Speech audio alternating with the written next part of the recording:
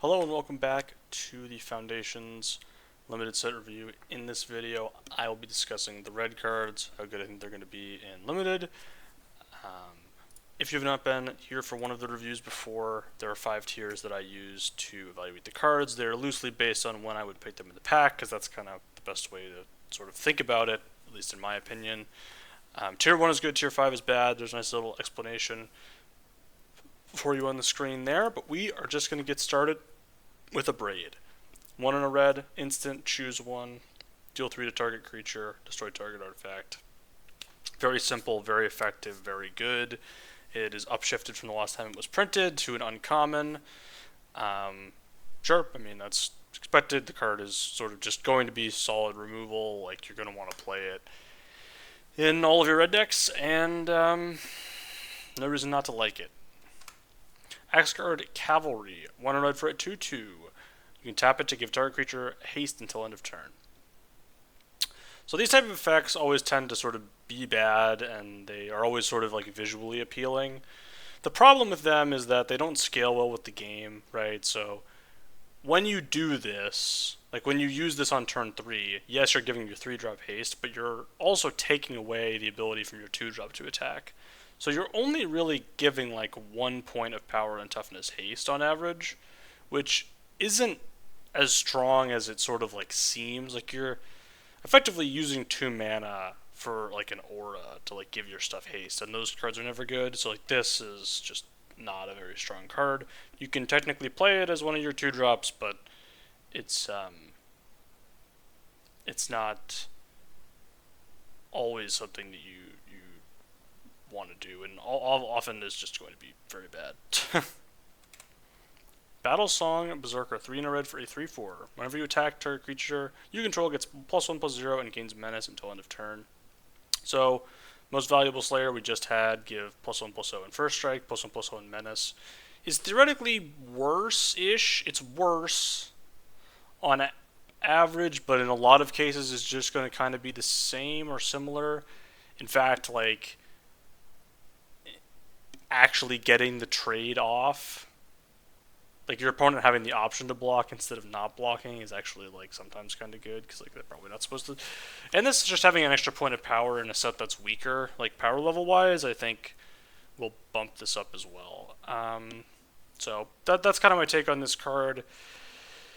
If the format's power level is weakened, I do think this card will perform a little bit more. We have concerns about red. Like I think the fact that red could underperform based on my feeling about the color. It may end up not being taken this highly, but I think this is a solid card.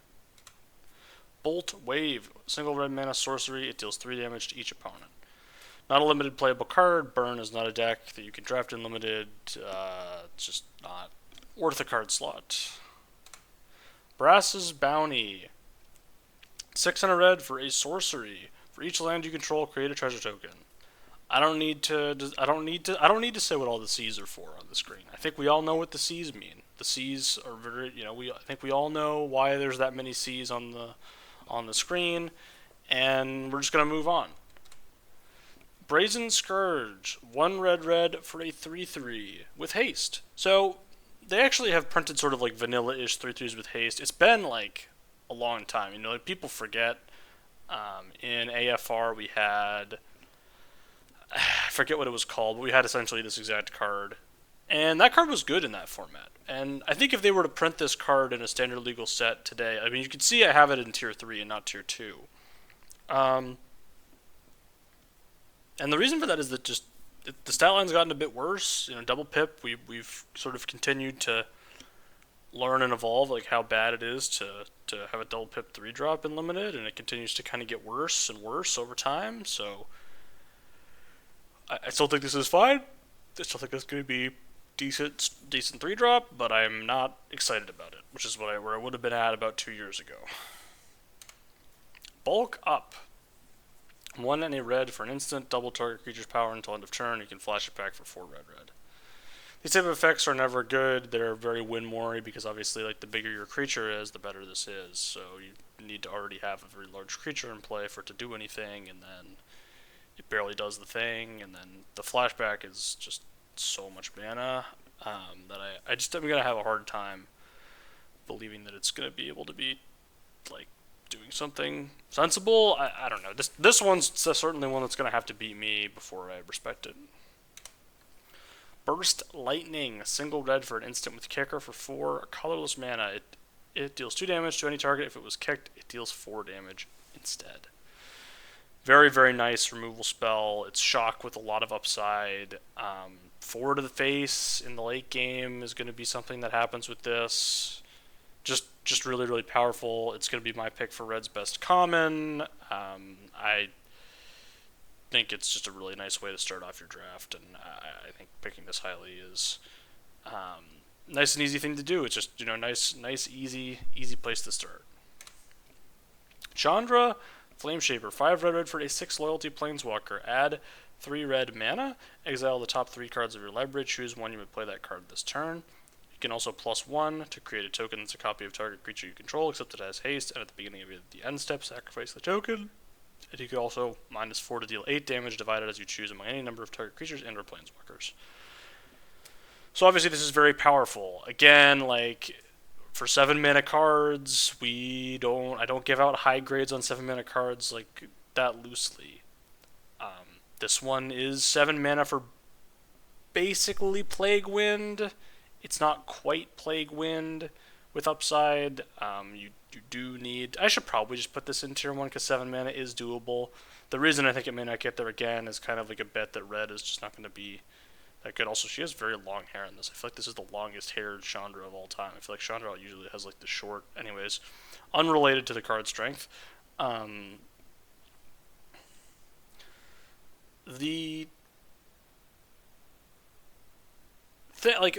7 mana cards, I have a really hard time giving high grades because I don't like them.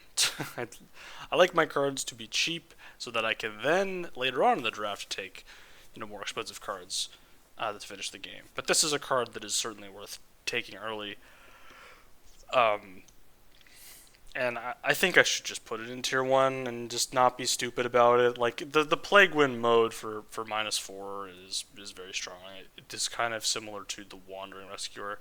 Like, 8 damage is enough to kill 2 4 toughness creatures. That's probably going to be more than enough in a lot of spots. Alright, let's just bump it up. It's also getting the Planeswalker bonus. I don't know, I'm just bumping it up, okay? We're being kind to the Chandra. We respect the Chandra. It's getting bumped up. Courageous Goblin.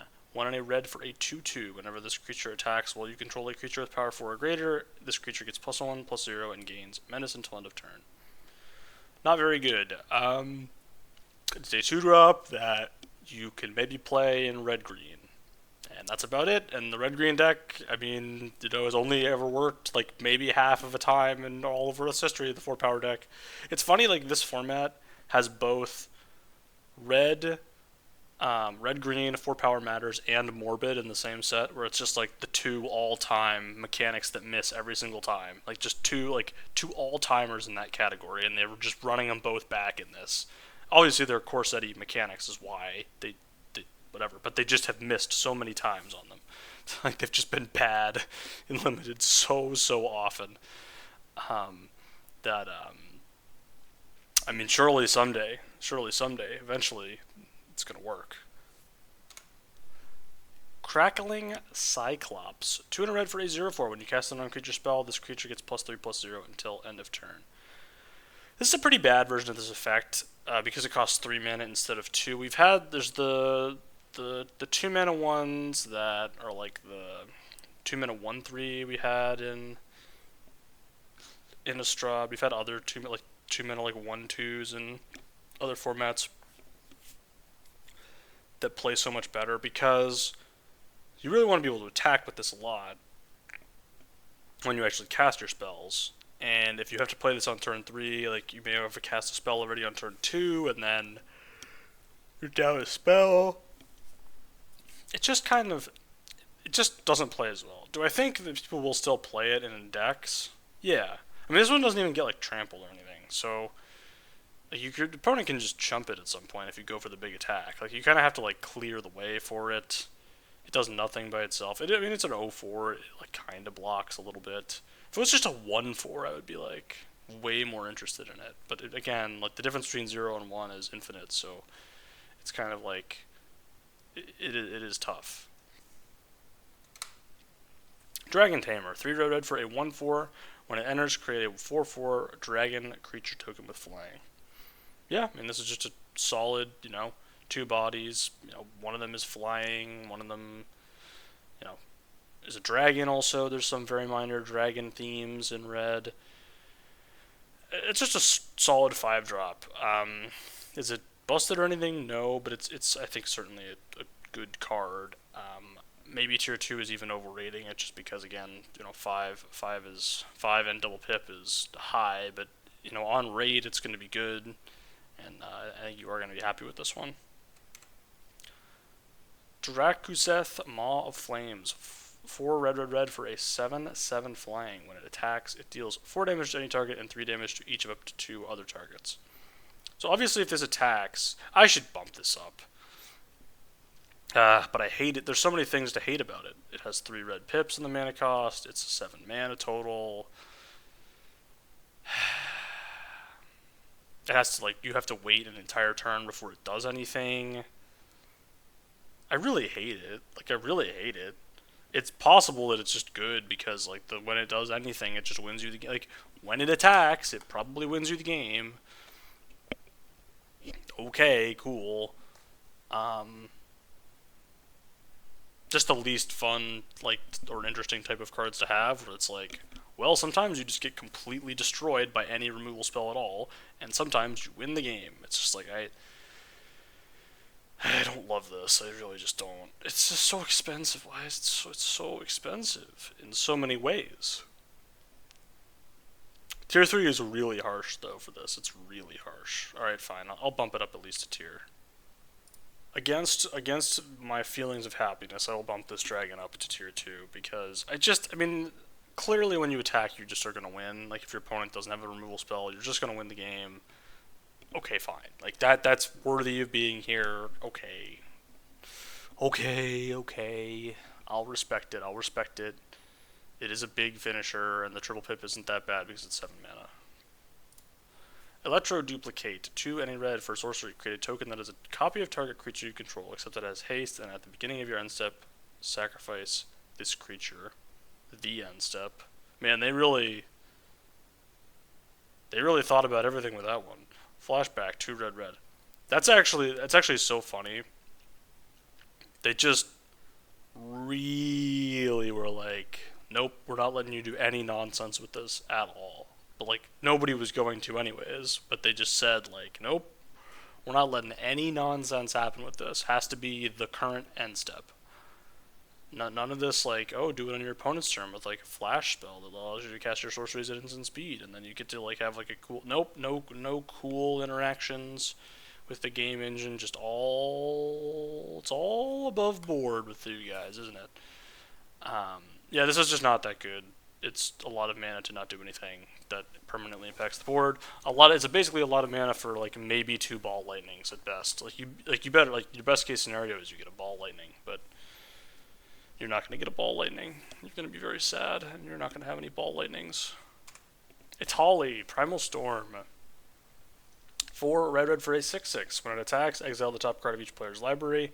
Then you may cast any number of spells from among those cards without paying their mana costs. So, obviously great when it gets to attack. Similar to the other dragon, I'm probably going to bump it up a tier, because I think I'm too harsh.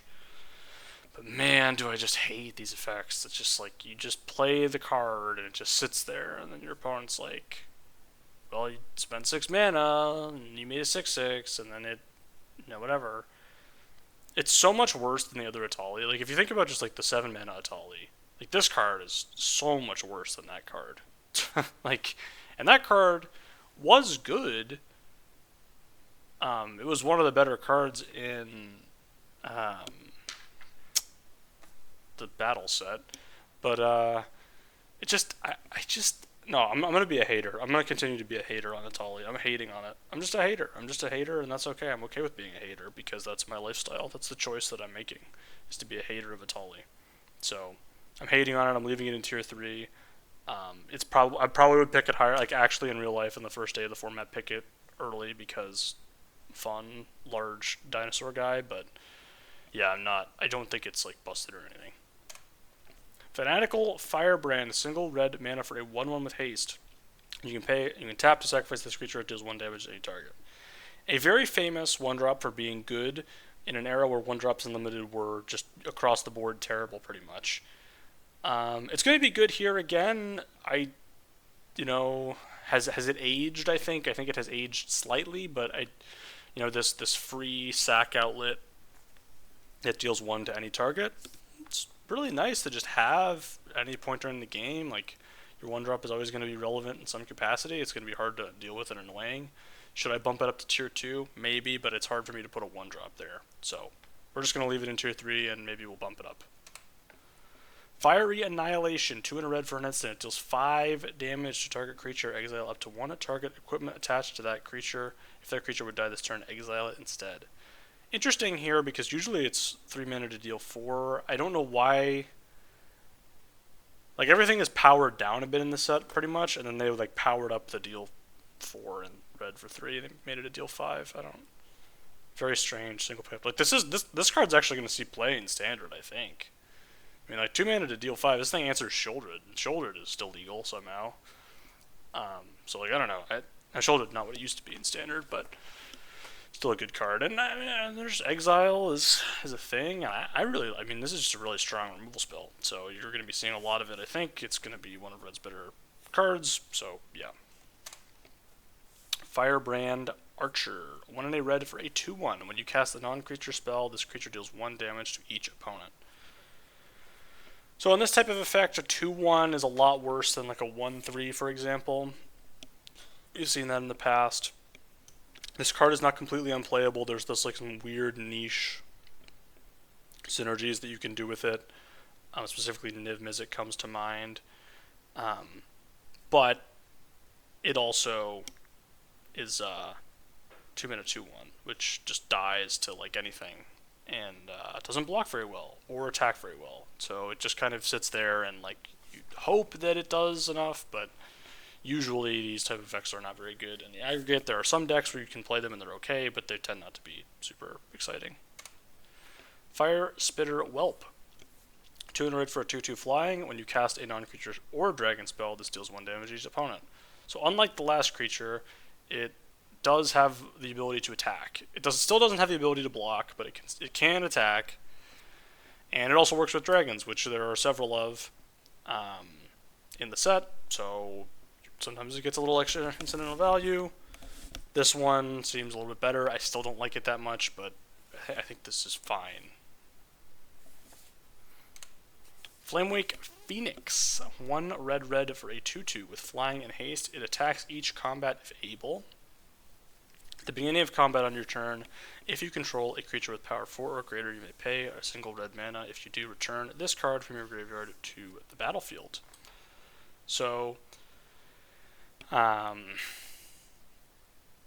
I mean, so the story here is, like, you just get a reusable Phoenix that just keeps coming back and attacking. These tend to be very, very strong and limited. This one is a little less strong because it's like a 2/2, and I don't know.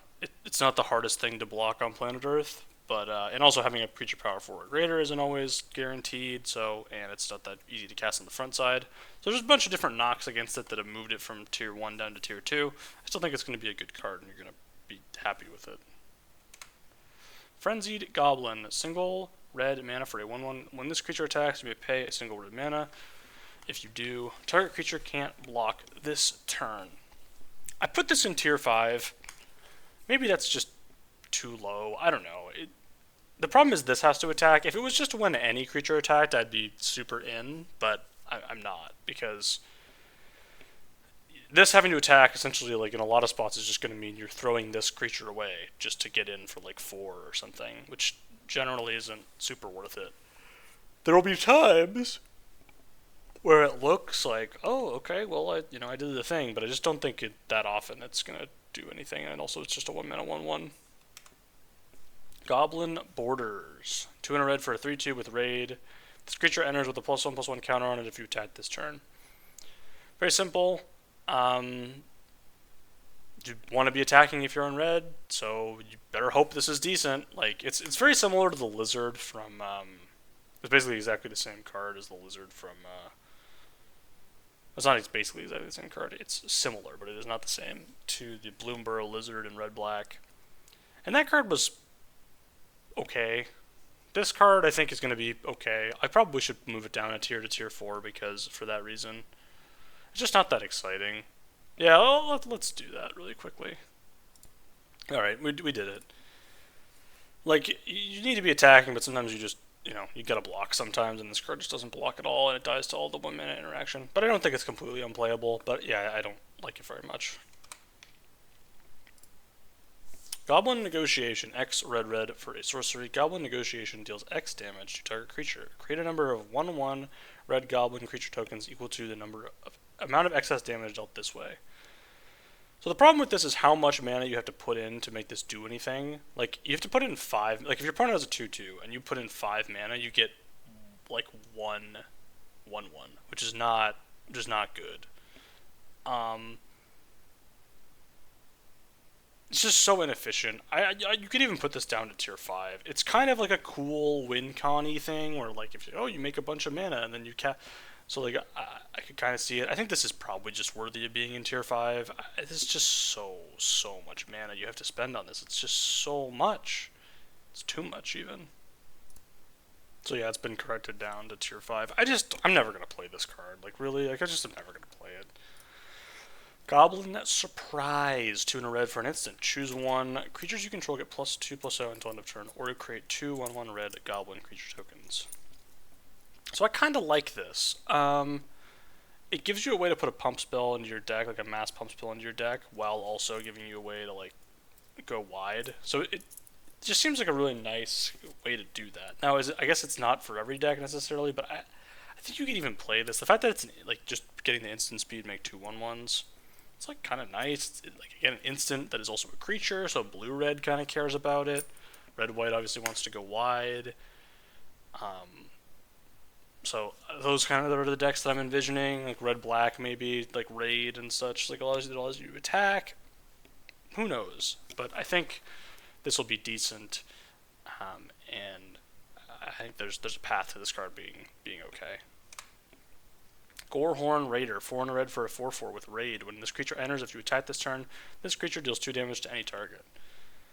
So, this sort of allows you to attack, like, guilt-free, right? You can attack, and then if your opponent, like, eats one of your creatures, you can, like, trade up with the creature by using this, and, like, finish it off. Pretty nice, like, kind of a nice little, like, way to do that. Sometimes you just get to smash face, which is good.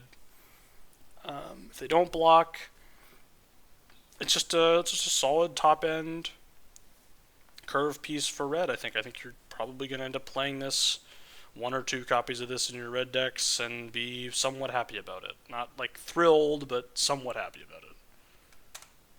Heartfire Immolator, 1 in a red for a 2/2 with prowess. You can pay red and sacrifice this creature. It deals damage equal to its power to target creature or planeswalker. Yeah, I mean, it's just 2/2 with prowess. They, don't do a ton of 2/2 with prowess because it can be really good in some formats. This is not necessarily one of them, but I think this will be a good 2-drop, and the fact that it has the buyout of just, like, kill your opponent's thing makes it very difficult to, like, play around well. Hidetsugu's Second Right, 3 in red for an instant. If target player has exactly 10 life, Hidetsugu's Second Right deals 10 damage to that player. So terrible, because your opponent is not always exactly at 10 life. Incinerating Blast, 4 in a red for a sorcery. This deals 6 damage to target creature. You may discard a card. If you do, draw a card. We just had the first version of this effect, like, ever actually work out in DSK. They made this one a lot worse because it's a sorcery, but getting to loot is nice. Again, the sorcery speed is really kind of a killer here. But I don't think it's as bad as this effect usually is because of the rummage effect. So, yeah, I mean, I think you can play it without being completely embarrassed, but it's not something you really want to play. Involuntary Employment, 3 and a red for a sorcery. Gain control of target creature until end of turn. Untap that creature. It gains haste until end of turn. Create a treasure token. So, This is the threaten effect. It's at common, which something to keep in mind given that there is a sacrifice deck in the format. Red-black steel sack I think is going to be a real deck as a result of this card existing. Now it is 4 mana. 4 is more than 3. 3 is kind of the gold standard for these when they're good. But I would be kind of surprised if you didn't see this show up at least a little bit in that deck specifically, but otherwise it's going to be bad. Kellen, Planar Trailblazer. Single red mana for a 2/1. It has the ability 1 in a red. If it's a scout, it becomes a detective and gains. Whenever this deals combat damage to a player, exile the top card of your library. You may play it this turn. It also has the ability 2 in a red to upgrade again, and it becomes a 3/2 human fairy rogue and gains double strike. So really nice, curves into itself. We've had these upgrade creatures before. They are always very, very strong and limited because they allow you to get on board early and continue to have ways to spend your mana into the late game. So this is a really nice creature that is going to be very strong and perfect for red. Everything red wants is in this creature. Krenko Mob Boss, 2 red for a 3/3. You can tap it to create X/1/1 red goblin creature tokens, or X is the number of goblins you control.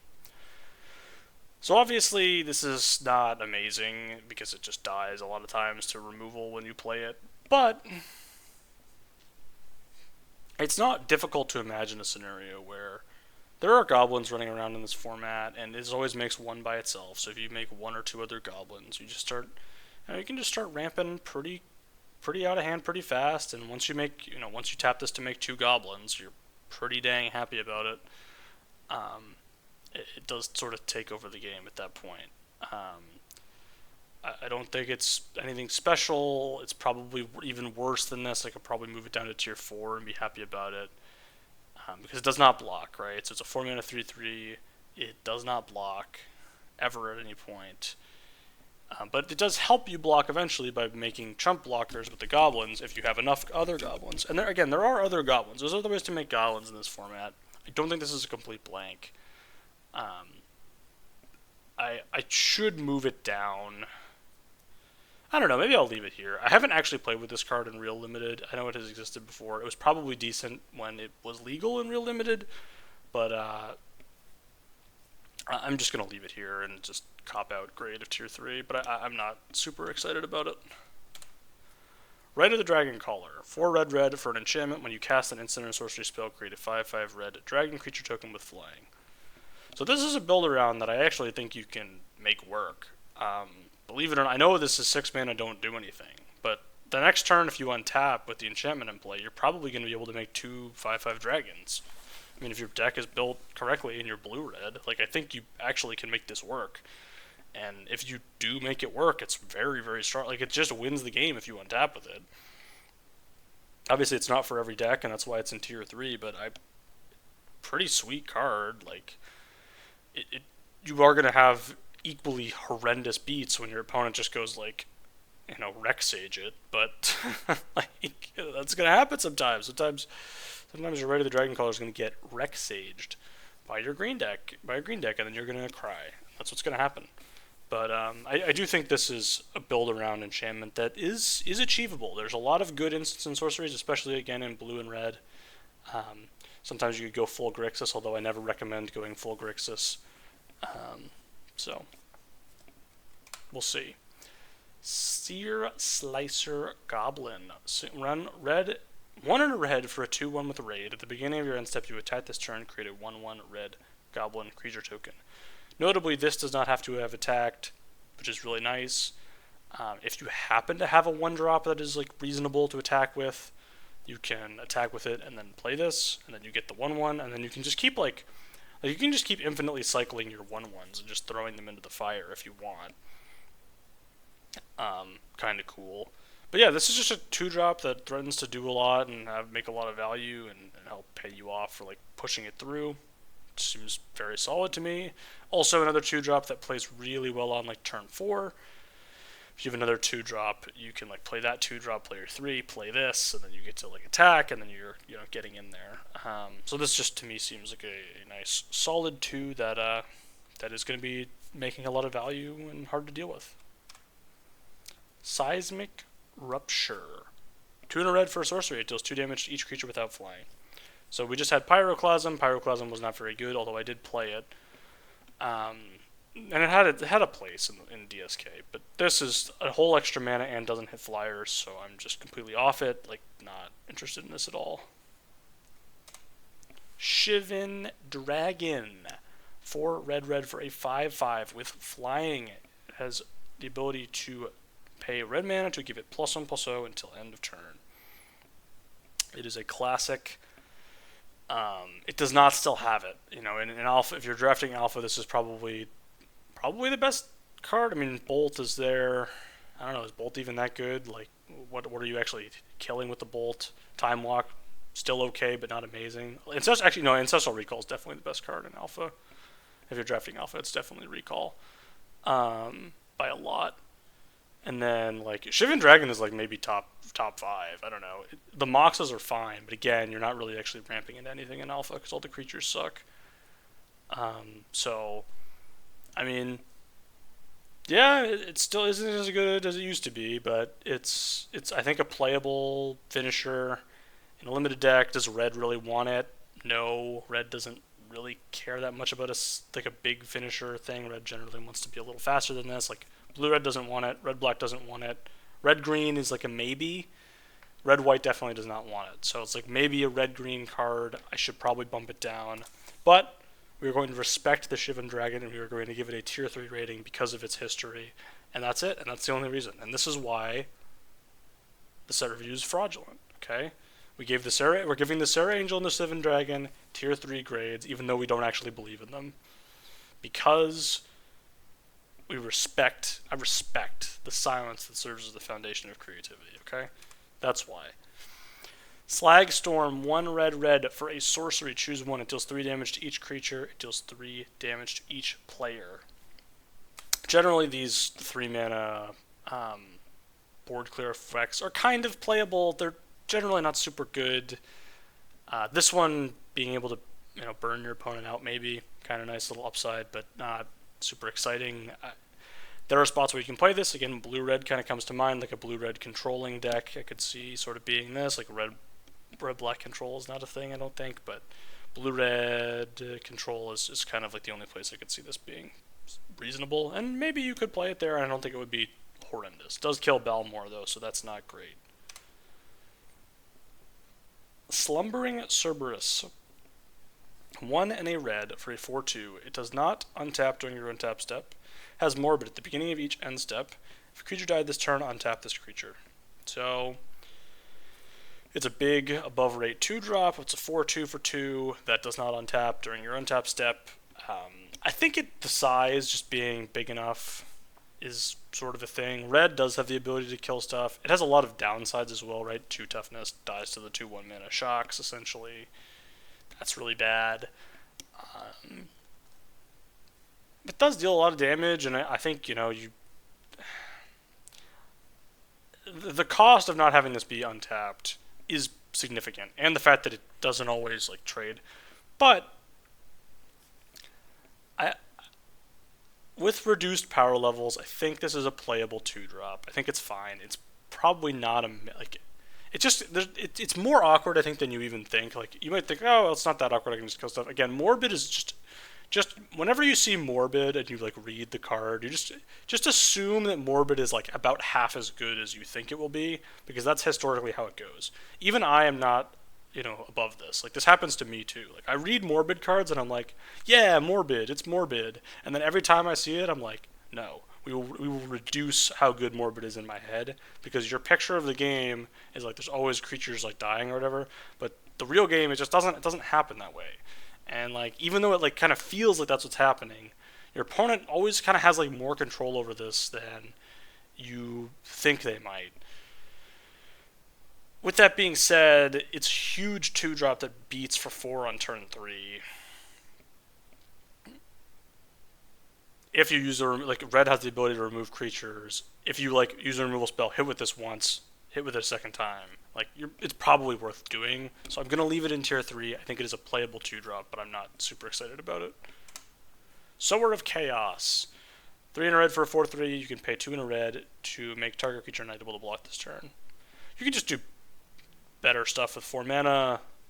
There's no need to be doing this. Like, you just don't need to play a 4/3 for 4. And yeah, it doesn't synergize with literally anything in the set at all. What about Raid? No, no, no. Spitfire Lagak. 3 in a red for a 3/4 with Landfall. Whenever a land you control enters, this creature deals 1 damage to each opponent. Not exciting. Landfall is a mechanic. Like, it just, I don't know. Tier 5 might be too harsh for this. I just want to be harsh on it because I don't like it. Like, it just is a 3/4 for 4, which is really bad, and it just doesn't do anything. It doesn't do anything. Like, hitting your opponent for 1 is just not, it's just not a thing that is worth putting this in your deck for. There's just better 4-drops in the set. Strongbox Raider, like this one.